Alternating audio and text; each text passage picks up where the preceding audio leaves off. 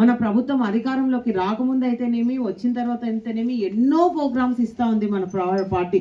వాటికన్నిటినీ మనము చేస్తూ ముందుకు వెళ్తా ఉన్నాం. మీ అందరి సహాయ సహకారాలతోనే ప్రతి ఒక్కటి ముందుకు తీసుకెళ్లడం జరుగుతూ ఉంది. అంతేకాకుండా చూడండి, మన ప్రభుత్వం వచ్చిన తర్వాత ఈ 15 నెలల కాలం 18 నెలల కాలంలో ఎన్నో కార్యక్రమాలు, అంటే మనం ఎన్నికలకు ముందు హామీ ఇచ్చాం, అవన్నీ నెరవేరుస్తూ ఒకటొకటి ముందుకు హామీని నెరవేరుస్తూ ఆ లబ్ధిదారులకు అందరికీ చేరవేస్తూ ఇంకా రాని వాళ్ళకు కూడా వస్తాయని చెప్తూ ఈ ప్రభుత్వం ఒకవైపు అభివృద్ధి, మరొక వైపు సంక్షేమంతో ముందుకెళ్తా ఉందని కూడా ఈ సందర్భంగా మీకు అందరికీ తెలియజేసుకుంటూ, మొట్టమొదట మనం ఎన్నికల్లో ఏవైతే హామీ ఇచ్చామో ఆ రోజు మన పార్టీ అధికారంలోకి వస్తే మెగా టీఎస్సీ ఇస్తామని చెప్పి ఆ రోజు చెప్పడం జరిగింది. చెప్పిన రీతిగానే 16,347 పోస్టులకి ఆ రోజు నోటిఫికేషన్ ఇచ్చి వాళ్ళకందరికీ మనకు టీచర్లకైతేనేమి, కానిస్టేబుల్లకైతేనేమి ఉద్యోగాలు కల్పించిన ఘనత కూడా ఈ కూటమి ప్రభుత్వాన్ని కూడా ఈ సందర్భంగా మీకు తెలియజేస్తా ఉన్నా. అంతేకాకుండా తల్లికి వందనం, ఆ రోజు మనము ఎన్నికల్లో తిరిగితే ఒక కుటుంబంలో ఎంతమంది విద్యార్థులు ఉంటే అంతమందికి మేము తల్లికి వందనం ఇస్తామని చెప్పిన రీతిగానే ఒక కుటుంబంలో 3 పిల్లలు, 4 పిల్లలు, 5 మంది పిల్లలు చదువుకుంటుంటే అందరికీ మనము ఈరోజు తల్లికి వందనం ఒక్కొక్క విద్యార్థికి 13,000 లాగా అందజేయడం జరుగుతూ ఉంది. అంటే మనం ఈ 2025 వచ్చిన తర్వాత సాధించిన విజయాలన్నింటినీ ఇప్పుడు మనము చర్చించుకుంటా ఉన్నాం. అంతేకాకుండా ఉచిత బస్సు ప్రయాణం చూడండి, మనం ఎన్నికల్లో తిరిగేటప్పుడు మనము మన జిల్లా వరకు మాత్రమే ఉచిత బస్సు ప్రయాణమా అని ఆ రోజు చెప్పడం జరిగింది. కానీ మనం మళ్ళీ అధికారంలోకి వచ్చిన తర్వాత ఆ స్కీమ్ మనము తీసుకొచ్చేటప్పుడు ప్రతి రాష్ట్ర వ్యాప్తంగా మీరు ఎక్కడి నుంచి ఎక్కడికి వెళ్ళినా కానీ ఉచిత బస్సు ప్రయాణం మహిళలకు అందరికీ అందజేయడం జరుగుతుందని చెప్పిన రీతిగానే ఆ స్కీమ్ కూడా ముందుకెళ్తా ఉంది.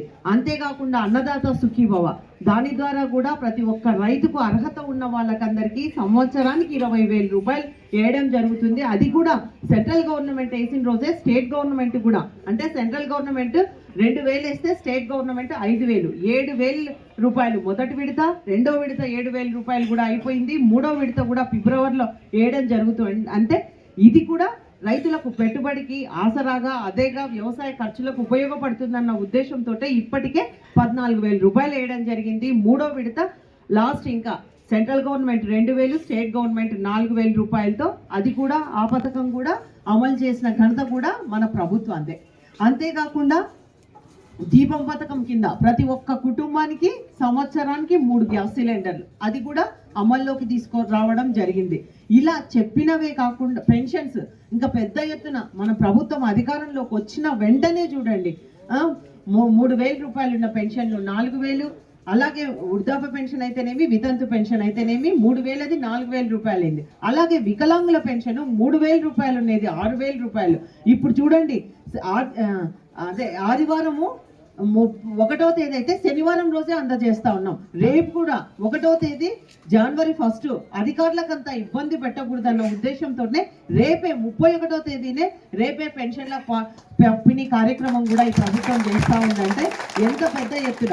అంతేకాకుండా వ్యాధితో ఎలాగైతే కిడ్నీలతో బాధపడుతున్నా, అలాగే పక్షవాతంతో బాధపడుతున్న వాళ్ళకు 10,000 రూపాయలు అందజేస్తూ ఉంది. మంచానికే పరిమితమైన వాళ్ళకు కూడా 15,000 రూపాయలు అందజేస్తూ ఉంది. ఎవరికైతే భర్తకు పెన్షన్ వచ్చి భర్త చనిపోతే అదే పెన్షన్ను భార్యకు అదే నెలలోనే ఇస్తూ ఉన్నాం. దీని ద్వారా 1,00,000కు పైగా కొత్త పెన్షన్లు అందజేయడం జరుగుతూ ఉంది. రేపు కూడా కొత్త పెన్షన్స్ వచ్చాయి, అవి కూడా కొంతమందికి చేస్తూ ఉంది ఈ ప్రభుత్వం. అంటే ఎన్ని కార్యక్రమాలతో ముందుకు వెళ్తా ఉందో, చెప్పినవే కాకుండా చెప్పనివి కూడా. మనము అన్నా క్యాంటీన్లు చూడండి, గత ప్రభుత్వం కేవలం 5 రూపాయలకే భోజనం పెట్టే అన్నా క్యాంటీన్లను మూసేసింది. అలాంటిది మన ప్రభుత్వం వచ్చిన వెంటనే రాష్ట్ర వ్యాప్తంగా 204 అన్నా క్యాంటీన్లను ఓపెన్ చేయడం జరిగింది. మనకు తొందరలోనే నంద్యాల చెక్ పోస్ట్ దగ్గర ఒక అన్నా క్యాంటీన్ శాంక్షన్ చేయించడం జరిగింది. అది తొందరలోనే మళ్ళీ మనము దాన్ని ఓపెనింగ్ కూడా చేసుకోబోతా ఉన్నాం. అంతేకాకుండా రోడ్లు చూడండి, గతంలో పిరికెడు మట్టేసి ఎక్కడ చూడు గుంతల రోడ్లే. ఈ ప్రభుత్వం వచ్చిన తర్వాతనే ఈ 15 నెలల కాలంలోనే రాష్ట్ర వ్యాప్తంగా 4,000 కిలోమీటర్లు రోడ్లు వేసిన ఘనత కూడా ఈ కూటమి ప్రభుత్వందే. అంతేకాకుండా నాయి బ్రాహ్మణులకు వాళ్ళకు కూడా వాళ్ళ సెల్యూన్ షాప్లకు 200 యూనిట్ల వరకు ఉచిత విద్యుత్. ఈ నేతన్నలకు ఉచిత విద్యుత్ ఇస్తా ఉంది.